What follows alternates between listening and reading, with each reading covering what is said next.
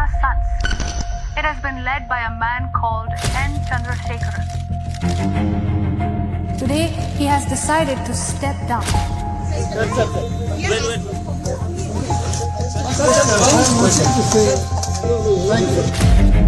बारह अगस्त 2026 को आखिर चंद्रशेखरन ने इस्तीफा क्यों लिखा, जिससे भारत का शेयर बाजार पूरा हिल गया और कंपनी को 47,000 करोड़ का लॉस हुआ। N. Chandrasekaran has stepped down as chairman of Tata Sons. Companies wiped out $4.5 billion in market value on Wednesday. All of the entities of the Tata Group that are listed are losing ground in trade today. N Chandrasekaran TCS के अंदर as a software trainee के रूप में आए थे और इनके कार्यकाल में टाटा ग्रुप का मार्केट कैप 15 लाख करोड़ रुपए तक पहुंच गया, जो कि इन्फोसिस, एचयूएल और एलआईसी के मार्केट कैप से भी ज्यादा है। आखिर इन्होंने ऐसा क्या किया जो कंपनी लगातार दिनों दिन तरक्की करती रही। इनके कार्यकाल में कंपनी का मुनाफा 35,000 करोड़ से बढ़कर 1,71,000 करोड़ तक पहुंच गया और ये एयर इंडिया को भी वापस लाए। ये गीगा फैक्ट्री का भी निर्माण करा रहे हैं और इंडिया के अंदर बहुत सारी टेक्नोलॉजी का एडवांसमेंट इनके कार्यकाल में हो रहा है और यहाँ इनके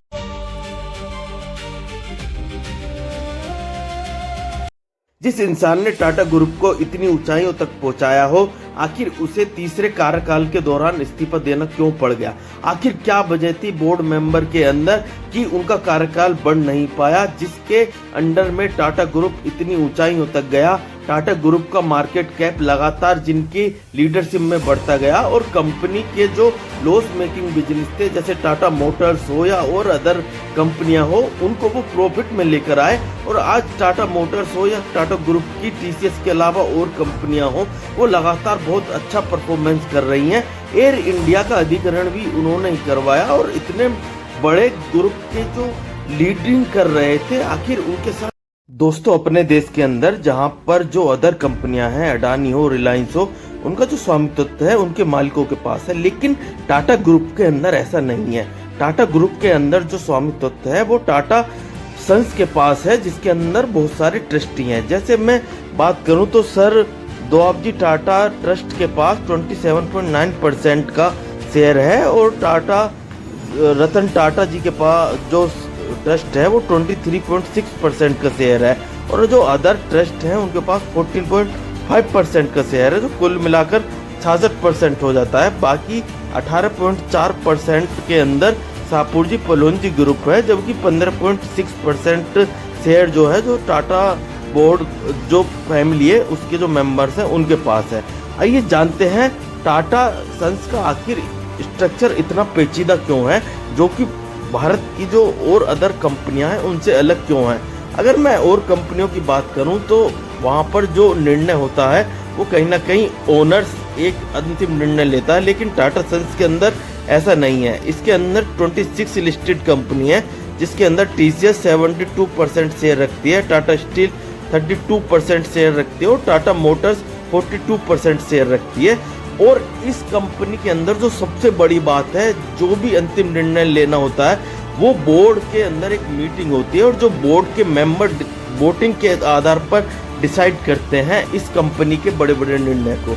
तो ये कंपनी बिल्कुल अलग हो जाती है और नॉर्मल कंपनियों से, जहां नॉर्मल कंपनियों में ओनर के पास ही डिसीजन मेकिंग की पावर होती है, तो इसके अंदर ऐसा नहीं है। यहाँ पर फंड्स का टाटा ट्रस्ट देखता है, लेकिन जो बड़े निर्णय और दीर्घकालिक निर्णय होते हैं कंपनी के रेफरेंस में, वो सब टाटा ट्रस्ट के मेंबर बोर्ड की मीटिंग करके और वोटिंग के पैटर्न पर ये सब निर्णय लेते हैं। आखिर ये सब बिल्कुल सही चल रहा था जब रतन टाटा टाटा सन्स के भी चेयरमैन थे और टाटा ट्रस्ट के भी अध्यक्ष थे, तो वो सब चीजें बहुत अच्छे से मैनेज कर पा रहे थे। लेकिन 2012 के बाद जैसे ही उन्होंने इस्तीफा दिया, तब से ही ग्रुप के अंदर बहुत सारी दिक्कतें स्टार्ट हो गई और वहीं से ही कहीं ना कहीं ग्रुप के अंदर लोगों के अंदर दरार पड़नी स्टार्ट हो गई।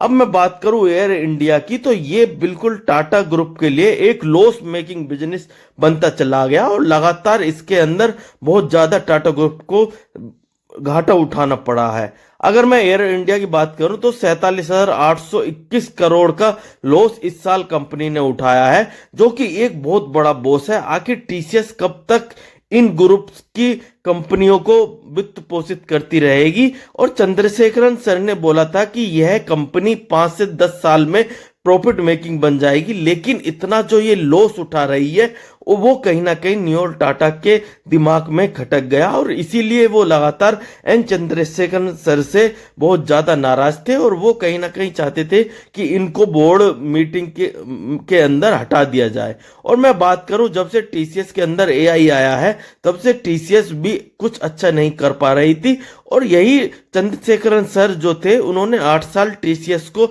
एज ए सीईओ चलाया था और लगातार न्योल टाटा उनसे उम्मीद कर रहे थे कि वो कहीं ना कहीं India's technology sector hit a 28-month low in June of 2026. India's biggest software companies are staring at this huge structural shift. TCS जब से बाजार में लिस्टेड हुई है 2004 के बाद अब तक का उसका सबसे ज्यादा खराब परफॉर्मेंस है। ओनली वो 3.5% का प्रॉफिट कमा पाई है और जो कंपनी लगातार और कंपनियों को सपोर्ट करती थी उसके अंदर इतना ज्यादा प्रॉफिट में कमी आना वो कहीं ना कहीं एक चिंता का सबब है। टीसीएस जहां 52,000 करोड़ का प्रॉफिट कमाती थी और जो Tata steel, Tata power, Tata Motors को कहीं ना कहीं फाइनेंशियल सपोर्ट करती थी, कहीं ना कहीं उसका इतना ज्यादा प्रॉफिट में गिर जाना वो एन चंद्रा सर के लिए बहुत बड़ा मुसीबत का कारण बन गया और न्योल टाटा ने आखिर यही जवाब उनसे लगातार मांगा। अगर मैं टाटा सन्स की बात करूं तो उसके अंदर जो लिस्टेड कंपनियां हैं उनका जो मार्केट कैप, जो उनका प्रॉफिट है वो 31,822 करोड़ रुपए वो इस बार लॉस में है, जिसमें एयर इंडिया का 22,000 करोड़ है, टाटा डिजिटल का 1,600 करोड़ है।